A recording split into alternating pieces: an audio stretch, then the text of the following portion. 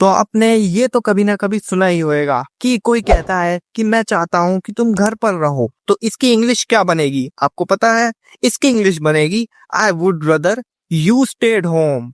और इसकी एक और इंग्लिश बन सकती है I want you to stay home. तो इसकी दो इंग्लिश तो बन गई, बट क्या आपने एक चीज नोटिस करी कि वुड रदर के साथ वर्ब की सेकंड फॉर्म आई है? आपने देखा होगा। और वांट यू टू के बाद वर्ब की फर्स्ट फॉर्म आई है, जबकि जो मीनिंग है दोनों सेंटेंस का वो एक ही आ रहा है। पहला जो सेंटेंस है उसमें तो पास्ट टेंस लगी है और सेकंड सेंटेंस में प्रेजेंट टेंस का यूज किया गया है। तो ऐसा क्यों है? क्या इसमें ग्रामर की कोई गलती है या फिर कोई हिडन रूल छुपा हुआ है? Today's video is going to be amazing because इसमें मैं ऐसी चीज बताने वाला हूँ जो आपको कोई नहीं बताने वाला। 90% लोगों को कोई चीज नहीं पता है, तो इस वीडियो में आपको सब कुछ मिलेगा और ट्विस्ट भी बहुत सारे हैं। So without further ado let's get started. तो पहले ही बता दूं कि वीडियो थोड़ी सी लंबी हो सकती है, पर जो भी वीडियो को लास्ट तक देखेगा वो डेफिनेटली अपना इंग्लिश का लेवल अप करके ही निकलेगा। तो लास्ट तक देखना। तो पहले बात कर लेते हैं हम वांट यू टू के बारे में। तो ये एक नॉर्मल स्ट्रक्चर होता है जो दिखाता है डिजायर, विश या रिक्वेस्ट एक्सप्रेस करता है। तो इसका स्ट्रक्चर देखना ज्यादा जरूरी है। Subject plus want plus object जो अदर पर्सन है प्लस टू प्लस वर्ब का फर्स्ट फॉर्म। इस तरीके के जो सेंटेंस होते हैं वो इंडिकेटेड मूड के सेंटेंस होते हैं। अब ये इंडिकेटेड मूड क्या है इसके बारे में भी जानना जरूरी है। इसका मतलब होता है कोई फैक्ट, रियलिटी या कोई नॉर्मल स्टेटमेंट को एक्सप्रेस करना। अब इंडिकेटेड मूड ही क्यों है ये भी जानना जरूरी है। हमें पता तो होना चाहिए क्यों ही है यार। तो इसलिए है क्योंकि जो स्पीकर होता है अपने रियल डिजायर या इंटेंशन को एक्सप्रेस करता है। रियल बात मैं क्यों बोल रहा हूँ ये आपको बाद में पता चल जाएगा,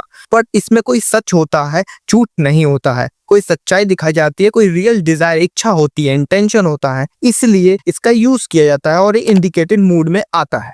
तो अब देखो इसको यूज कैसे करते हैं। एग्जाम्पल के तौर पे मैं चाहता हूं कि तुम ध्यान से सुनो। I want you to listen carefully. She wants him to be honest.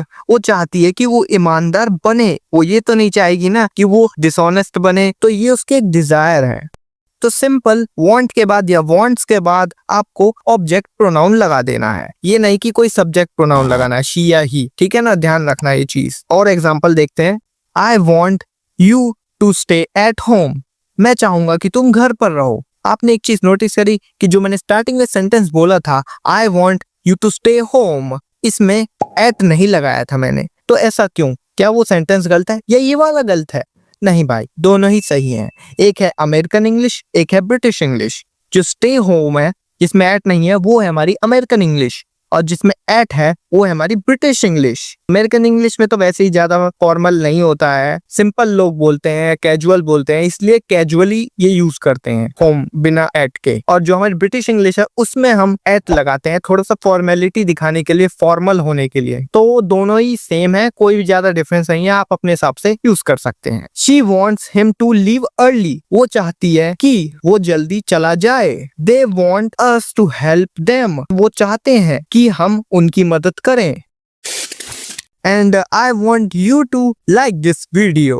कर दो भाई। और अगर नेगेटिव में बनाना हो ना तो हमें बस सिंपल डू, डज या डिड के बाद नॉट लगा देना है। सिंपल फंडा है। Example I don't want you to go. मैं नहीं चाहती कि तुम जाओ। ये वैसे फॉर्मल नहीं है, ये वाला फॉर्मल है जिसमें हम ऑब्जेक्ट के बाद नॉट लगाते हैं। देखो I want you not to worry या I want you not to go same है कि मैं नहीं चाहता कि तुम चिंता करो, मैं नहीं चाहता कि तुम जाओ। ये थोड़ा फॉर्मल है तो आप अपने हिसाब से यूज कर सकते हैं जैसा आपको अच्छा लगे। दोनों सेंटेंस का मीनिंग सेम है।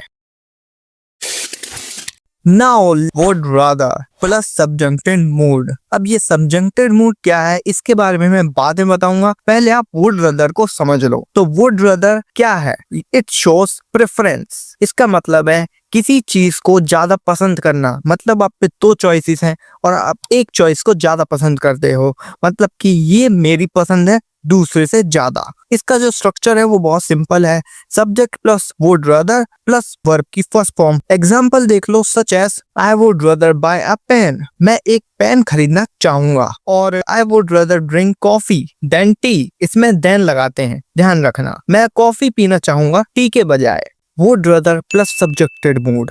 अब ये क्या चक्कर है, तो मैं बताता हूं तुम्हें कि क्या है।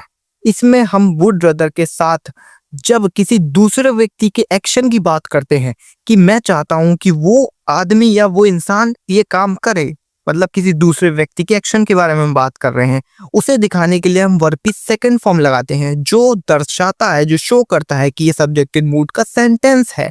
बट एक ट्विस्ट भी है इसमें, वो मैं तुम्हें बाद में बताऊंगा। पहले एक एग्जाम्पल देख लेते हैं।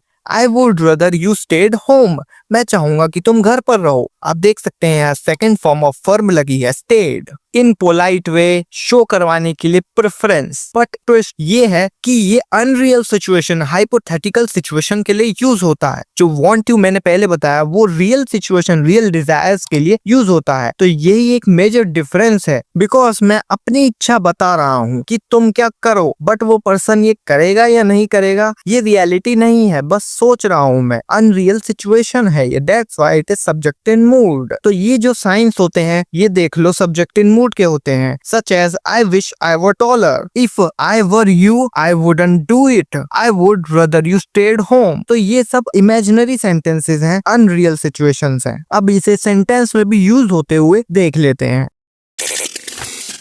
तो इसका स्ट्रक्चर है subject plus would rather plus subject pronoun, मतलब शी, ही, इट, नेम ऐसे, और प्लस वर्ब की second form such as I would rather you went now, मैं चाहता हूं कि तुम अभी जाओ। मतलब बात तो ऐसा लग रहा है पास्ट में ही है, बट जो बात हो रही है वो सोचा जा रहा है वो प्रेजेंट में हो रहा है। He would rather you did not speak, वह पसंद करेगा कि तुम ना बोलो। भाई क्यों बोल रहे हो? She would rather he went early, वो चाहती है कि वो जल्दी चला जाए। आई would rather you went by a car, अजीब सा लग रहा है ना। मैं चाहूंगा कि तुम कार से जाओ, बात तो हो रही है प्रेजेंट में, बट जो फीलिंग आ रही है वो आ रही है पास्ट की। यही तो दिखा रहा है कि ये अनरियल सिचुएशन है, बस सोचा जा रहा है। आई would rather you did not call him now, मैं चाहूंगा कि तुम उसे अभी कॉल ना करो। तो मैं कुछ और वुड रदर्स रिलेटेड एग्जाम्पल तुम्हें दे रहा हूँ और वांट यू से भी रिलेटेड एग्जाम्पल दे रहा हूँ, इन्हें भी पॉज करके पढ़ लेना। तो ये रहा इन दोनों के बीच का final difference recap. So now you have gone ahead of 90% people because you have learned very unknown thing and hidden secret of English, जो मैंने आज आपको बताया है। सो ऐसी चीजें इस चैनल पे ही डिकोड होती रहती हैं, हिडन चीजें। और हिडन से याद आया, क्या आपने मेरी ये 5 हिडन वर्ड्स वाली वीडियो देखी? इसे भी जाके जरूर देखना, बहुत ही कमाल की है। सो मिलता हूँ आपसे एक और कमाल की हिडन सीक्रेट या फिर डिकोडिंग वीडियो में। तो keep learning with Infoblaze, this is next way of knowledge.